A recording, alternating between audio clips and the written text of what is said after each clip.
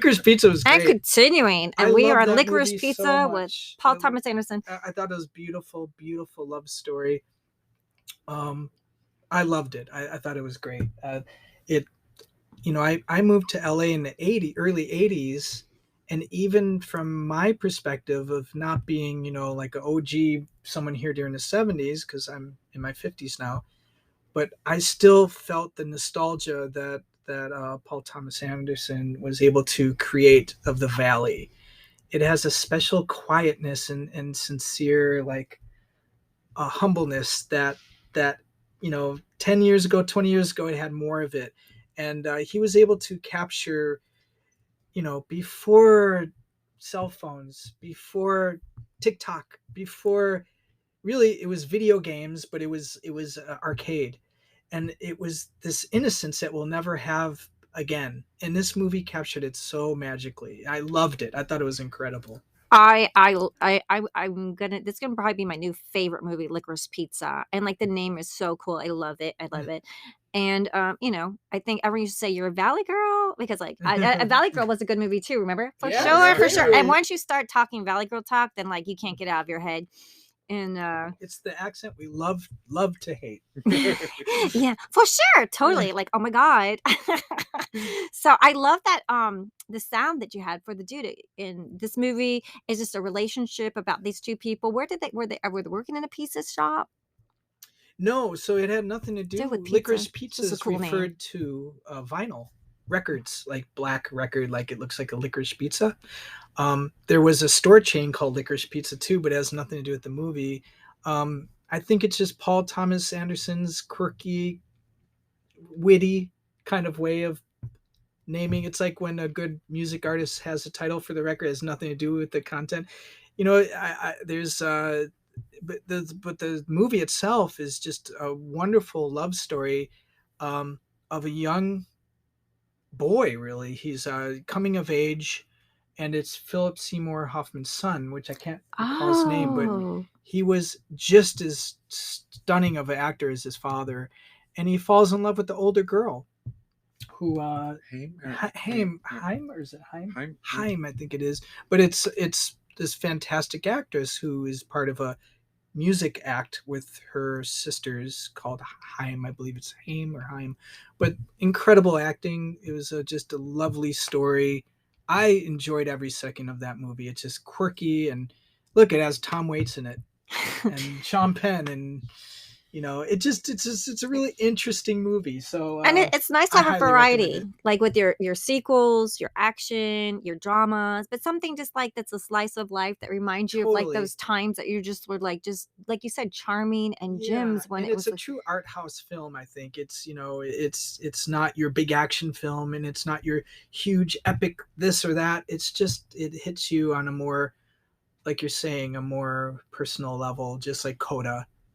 Beautiful. Yeah, great film. I highly recommend it. Some people really reacted strong to it. Like, I hated that movie. Like, why? Yeah. What's to hate? Because they don't have social media. Yeah, it's because it doesn't have cell phones in it. Well, come on. Like then the parents was like, see, if you don't do your homework, you're gonna go live like Licorice Pizza. I'm gonna take away all your videos. And I think Bradley Cooper does such a great job in Licorice Pizza as just a really wacky character, and it's an actual character in real life. This gentleman who has a notorious reputation, but Bradley Cooper does just an insane, funny, but just excellent job of an egomaniac in this movie. It's really good. I highly recommend it. Okay, so shall we move on to Nightmare Alley? Yeah. Any music for that? Do we have any sound effects? Nightmare Alley. Yeah. Let's see. And that's my dog giving a sound effect of a jingle bell on her collar. This is an 1810 circus pipe organ, circus song. But this is the thing. For Nightmare Alley, we got to dement it a little bit. So okay. Let's try it. Ready?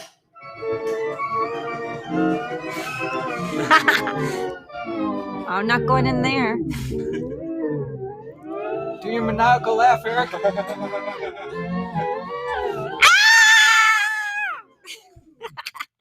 That's awesome. Incredible movie. it took me a while to get into it, but it's just a really, really, really the production. What's interesting is I found out this movie was made in Buffalo, New York, near outside of Buffalo, New York, and um, I think it captured some of the stillness that Buffalo has. It's a beauty, but it's a dark beauty in a way. But anyways, Bradley Cooper and who else is in that movie? It's, oh, amazing actress. I I'm shaming and it has myself right now, but it's just a Del Toro. I like Guillermo del Toro. He was so good. I remember him still from that last movie, Badlands. Oh, that haircut. How's his hair in this? Yeah, and I had the pleasure of working for him on one of his movies, and it was really great because he loves creatures and characters so much. He's an amazing actor, just so incredible. I love watching him. So that is, I'm assuming it's like horror thriller. Like, yeah, it's got kind of a demented, like, it's not necessarily, it's circus, but it's how the life of a carny and the people that live that lifestyle. It's definitely a bohemian artistic lifestyle, and it's hard, and these people are survivors, and a lot of these people are outcasts that found their voice in the extreme. And this movie is just shot so beautifully, and the acting is so deep that it sucks you in. It almost has a film noir quality within it. So there's a lot to say about it. yeah, that we can see why it's on the list here. Because sometimes you're like, well, how these films get on the list? They're like, we got some dramas, we got a sci-fi, we got based on a real story, in the 80s, going back in time. We got war movie. And should we move on to The Power of the Dog? Power of the Dog. It's getting a lot of I see billboards everywhere. The Power of the Dog, Kristen Stewart. So no, Kristen Dunst, right? Dunst, Kristen Dunst. Like, you can't. They're saying they can't keep your eyes off her. I haven't gone through all my screeners, everybody, because I'm so busy recording. So some people have gotten to the movies, but Charlie knows them so well. So the Power of the Dog. That's Jane. She hasn't come out with a film in a while. She usually does the books. She does all the Jane Austen books, right? Usually, yes, right, like those period. The girls all love it. So The Power of the Dog. It's been a while since she had a movie, right? So yeah, I don't know much of her career, but there's a lot of drama going on in the industry because of, first of all, what Sam, the actor, Sam. Oh my goodness! One of our. We just said Sam. I want to say Sam Neill, but it's not Sam Neill. Anyways, famous actor kind of said the movie was not up to snuff of being a real Western, and I think the movie has tones of people coming open to being gay, and just it has the topic of queer in it. Sam Elliott. So Samuel Elliott mentioned, this is word for word. I'm probably butchering, but he pretty much was really brutal, saying he hated the movie. It was a piece of crap, and he was making fun of the way Cumberbatch was dressed with these chaps that were coming way out and walking, and Jane was just like, look, this is not, this is my take on it. And she kind of, I think, responded saying, this is a woman's take on a Western. And then there's some other, bickering going back and forth between a comment that Jane had about another movie. But, I don't like to hear that in our industry, because it's not good. It's not professional. It doesn't show grace. And, I'm sure Jane struggled so much in her career to make this movie what it is. It's an incredible movie. And, it's too bad that people had a knock on it publicly, especially if they're well-known actors, and, to put shade on things, and it seems like Jane's really trying to defend herself, and there's a lot of drama around it, but as a movie, incredible. I thought it was really good. Moving and touching and drama and strong. And when you make a movie, like some people, The Power of the Dog, since its original concept, it's not based on anything. And so, when you're artists, you have that artistic license. So, but if it's not your cup of tea, I mean, there are people that do Westerns and they do them so well. But this is a movie that she made, The Power of the Dog. And the power of podcasts. The power of podcasts. Like this podcast, and I think it was Mark Maron's podcast where the comments first flew out against the movie from Sam. So it's amazing. It's amazing. A podcast was responsible for some shady. What? But anyways, no shade here. All love. We're so excited. It looks great. It looks incredible. I mean, the posters are we stunning. Didn't do a sound for that. Let's see. How about this? Yeah. Some sound for the power, some love sound, some the power of the dog. Well, my dog made a little jingle bell. Yeah. I have a husky. She's very quiet. You want to speak? Thursday, you want to speak? Woof woof. No, she's very quiet. So maybe that's a very quiet. Well, let's see. We're not finding anything right away, but that's okay. We could move on. A Western That's stuff. True. It's just for some reason, because I'm recording. Can we do the stereotype? Like, do we have permission to do the Western of Clint Eastwood? Like, Clint Eastwood. That sound? That like, oh, we're getting the guitar. You're getting me excited.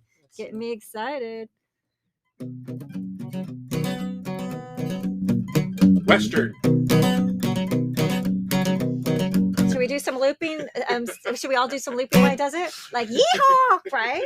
Eric, let's do some looping with it. Yeah, totally ready. Yeah. So we're rooting for that. And then also, can we move on to West Side? Oh, do we have any music? What we don't have rights. So what could we do? Tapping or dancing? Can you sing Maria? You can. Maria. I don't know. Oh, it's so much better than us. Come on. Maria. That's perfect. I can't sing, you guys. I can't. And even on my podcast, my kids' podcast, I tell everyone I can't sing, but I encourage people to sing because you got to start by starting. Like, it doesn't, how are you going to know unless you start and practice? So some people do their like la la la la la la's, right? La la la la la la la. Like, you have to really practice. And I am at la la la la la. I'm at the beginning. So, but I do want some kid stories with singing, and I just say, hey, we can't sing either, but I can tell a good story, and I can do a good voiceover. So, but West Side Story is dancing and fun. It's about the two groups, right, that are fighting each other. It's like the West Sides and the East Sides, right? I mean, exactly. And the famous Broadway show, right? Here's a cocktail party, so it's pretty close. Close enough to. What? They bring in West Side Story. Let's hear it again. And because this is like an Oscar nominee sound. Did you hear that? There you go. We got West Side Story in a library. He didn't even know. Oscar nominated for sound for Dune just brings in the West Side Story sound because that's how great he is. Charlie Campagna and Eric Bosca. Yes. Rat Pack ADR of West Side Story. This is another older, like, before we started deleting all of our recordings of ADR. So this has people pretending they're part of the Rat Pack, and they're talking about West Side Story because that came out around that time. So it's kind of fun. What about some dancing noise? Do we have any tap dancing? Like tap dance, right? Or what kind of like tap dancing? Yeah, some tap, because like West Side Story is all about dancing, right? And then choreography is incredible. Or dancing. Did they have knives in the thing, right? Mm-hmm. Do you know I found a knife in the tree at the park today? Ooh. I kid you not. I was trying to feed the squirrel and put it up there. There was a knife in the tree. Squirrels. Should we get squirrels? Yeah, sure. That could be a squirrel. West Side Story. So as a musical, do you think it's going to just swipe, or does any of these other films have a chance to swipe a musical? Because wasn't La La Land swiped last year? La La Land did the musical? La La Land just took over.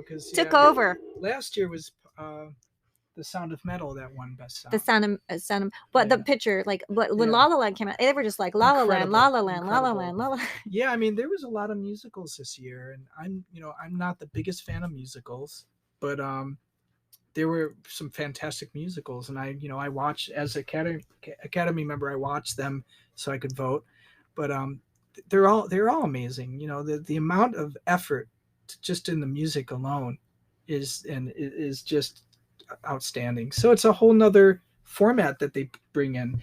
I am biased to sound effects, making up a movie's sound.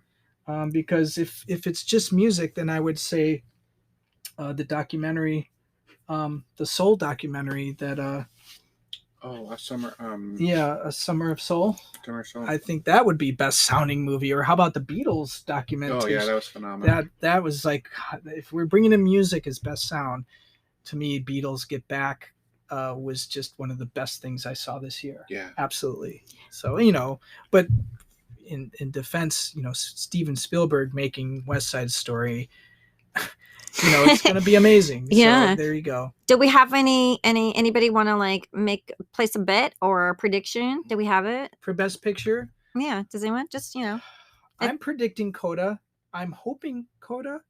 In my heart, I love Drive My Car. I love Dune. They're all Licorice Pizza, incredible movies. Power of the Dog blew people away, but my heart, and Belfast as well. But my heart is really hoping that Coda will touch everybody in the way it touched me. But it takes so much to make the best. It's kind of not fair, right? Right. It's like that's a stiff competition. Like this is like the best of the best. Yeah, some of the best movies aren't even on this list. Like it's hard to really say what is the best of something. I know I'm getting more philosophical about it, but it's kind of true, right? It's in the eye of the beholder or the ear of the beholder, and if you're a huge fan of sci-fi's, Dune might be your best film of the year. Dune. There's if you're a tennis pulling fan, for Dune. We're pulling for Dune. Yeah. And we love Dune. I love Dune so much, and it was one of those movies. I usually get very humble if I work on a film and don't brag a lot about it, but Dune was one of those movies where you just feel proud about. Yeah, very much. Mark and Theo did such a great job at having such a great sound team. So it was really wonderful to be a part of it. So So Eric, any final thoughts on the Best Picture? I haven't seen all of them, so I feel that I'd be jumping in kind of blind here. We have so much work. Yeah. So we're going to go see all these now. Aren't you excited to go see these movies now? I'm so excited to see these movies, and I want to see all of them because I love seeing them. But we're all working, so like getting screeners. I watch them at night, one a night before I go to sleep too. And I'm watching the ones that haven't got to Best Picture set yet, like nominated, like right, the other ones. Yeah, so trying to catch up. So let's go to my favorite category in the whole wide world, Best Director. Because that's how I started this podcast, Film Addicts, because of my love of directing, and I wanted to get directors and producers on the show. And it's a very special episode because sound is so important, and it's a dream come true to be at the Formosa group today with Charlie and Eddie today. So directing, so we have a short list, and we got some repeaters here. So in the Best Directing category, Eric, why don't you do them this time? Belfast with Kenneth Branagh. Drive My Car. God, I can't see that far. Ryosuke Hamaguchi. Licorice Pizza, Paul Thomas Anderson. Power of the Dog, Jane Campion, and West Side Story, Steven Spielberg. Now, like when I normally talk, so we normally say who's your favorite director and your favorite film shot. So now we're gonna be talking about that because my audience loves when everyone's talking about their favorite film shots for movies. So now we got Belfast with Kenneth Branagh, Drive My Car. Forgive us saying this name, Ryosuke Hamaguchi. Hamaguchi. Yeah. Licorice Pizza, Paul Thomas Anderson. The Power of the Dog, Jane Campion, and West Side Story, Steven Spielberg. And everyone that comes to the show, it's Steven Spielberg and Quentin Tarantino. Steven Spielberg and Quentin Tarantino. Yeah. So, master filmmakers, who's your favorite? Do you have a favorite director? Do you like any on this list? Out of this group, my favorite, it's so hard. They're all it's really always hard to pick the one. Worthy. I'm proud of each one of those people, but on a personal note, Drive My Car just blew me away. To take something so subtle and slice of life, and to have someone stay with you an hour and a half, right? An hour and a half. It's a 3-hour movie. 3 hours. That's an and that's it talent. has a lot of, like, without giving away any of the movie, there's there's a lot of movies about infidelity. There's a lot of movies about death and losing people and losing loved ones. But this movie somehow put all of it together in such an artistic way. And like I said, just the craft of Mr. Hamaguchi's direction is so, it just represents the simplicity, the wabi-sabi of Japanese, of the style of the Japanese, that I just love it. It's just a great film. So that's my take. Great scenes. They all have great scenes. There's in Drive My Car, there's a wonderful scene where it's taking place of a theatrical performance where one of the actresses does sign language. She's deaf, and does sign language to act the scene out. So it's done in silence, and it is so riveting. It's so good. And so that's my favorite portion of the movie, personally. Which shows how talented the director is of that movie. Like, can you imagine anyone watching a movie for 3 hours? And you have to be an exceptional filmmaker and director to pull it off. A lot of these movies are close to 3 hours. Yeah, a lot of these movies, I don't know the exact timings, but they were longer than your normal, hour and 15 minutes. And the pacing of Drive My Car is very slow and very deliberate, and it really is part of the movie, Do we have any music for Drive My Car again? Because we're gonna continue. We're gonna continue music, even if we make our own music over here to just end. So Drive My Car, make our version. We'll make our sound for it. We can make our sound, like Drive My Car. Let's make some fun. This is Convict Lake, which is just winter presents. There's a scene where they're in the snow, talking about that one of the actors is talking about how she lost her family, and this is the sound of winter air.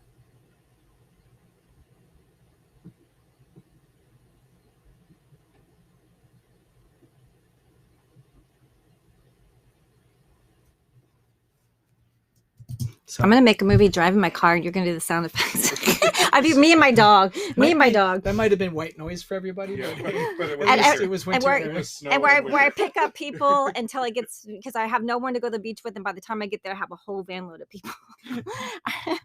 Okay, all right. So, West Side Story. That's got to be fun, right? I mean, the cuts for the dancing and just everything is top notch. It's Steven Spielberg. I mean, and that's the thing. A movie like that, they make it look easy, but it's just from the beginning to the end. Some music, really some more music for West Side Story. We're giving that. We're going to give everyone like a little good luck vibe for that. Yeah. I don't know if I have, do you have any favorite directing shots in that movie? Would you like any that you want to share? It's hard to pick one, but the opening scene is just beautiful. And let's see. Let me see. More dancing feet. More dancing feet. Disco dance foot shuffle. There you go. It's kind of disco. Sounds like rain. It's our rain. Yeah, sounds like rain, right? What happened to the disco ball? Use linoleum group shuffles on hard surface. Oh, there you go. Hiya! I love it. Or hail at this point. We got to work on the dancing. Your Pooch disco Thursday dancing. put her ears back, so I turned it off. Yeah. Oh, that's okay. So, and then our women, let's give some love to a female on the list, the only female director on the list, Jane Campion. I have a good feeling about The Power of the Dog, actually. I have a good feeling. It's worthy of winning. And any more music for The Power of the Dog? Power of the Dog, gosh, I don't know. What else besides Western? We have any. How about Banjo Band-Tuning? There you go. Yeah. It's the abstract West. It's like King Crimson in the West. That very well could be Johnny Greenwood getting his banjo tune. We have fun here. So that's Power the Dog. Sound in the spirit of Power the Dog.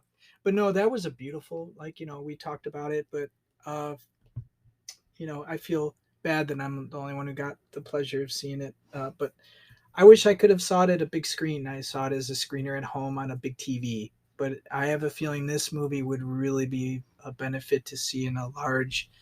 I saw Dune on a big Dolby screen. It was amazing, but I didn't get to see Power of the Dog on a big screen. That needs to be seen in the theater for sure. Yeah, the shots of the vistas just look beautiful. And, I have to say that's one of my favorites.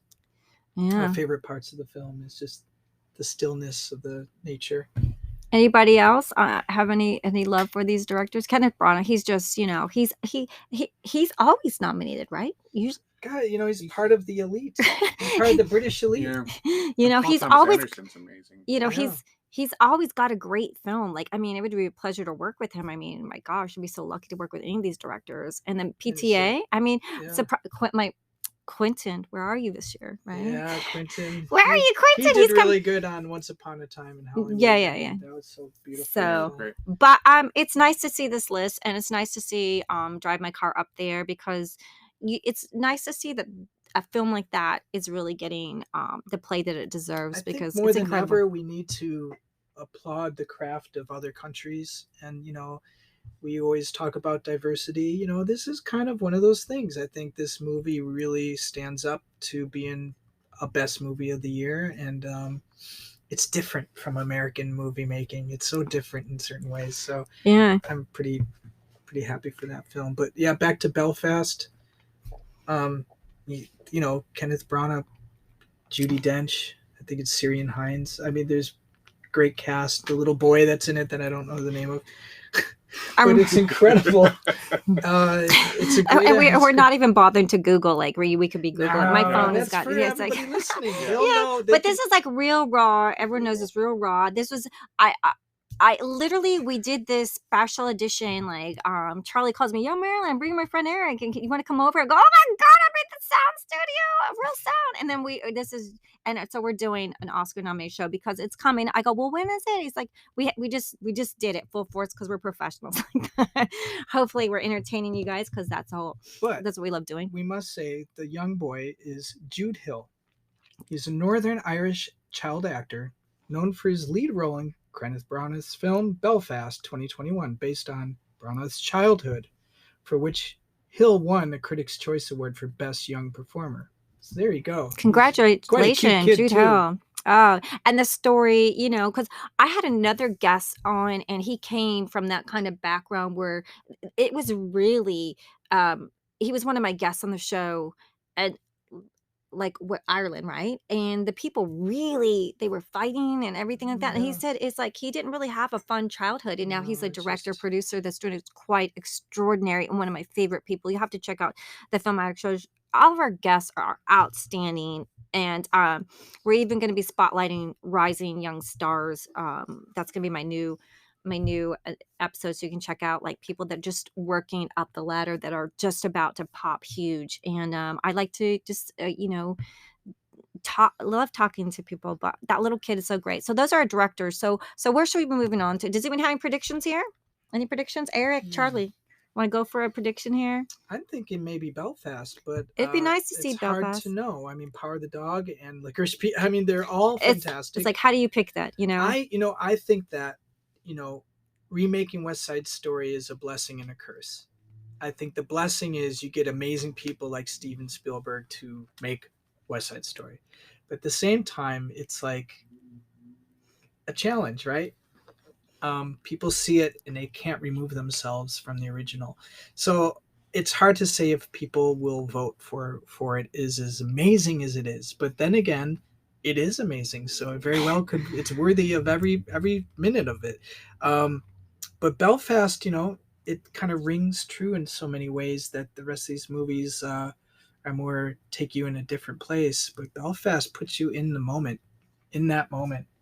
And it's such a incredible, crazy history. So well, let's move on to something fun. Should we go to producers, best producer, or best producers? Do you want to? Yeah, I don't know nothing about. I mean, I'm really thankful that you actually Oh, do you know what? I stopped recording.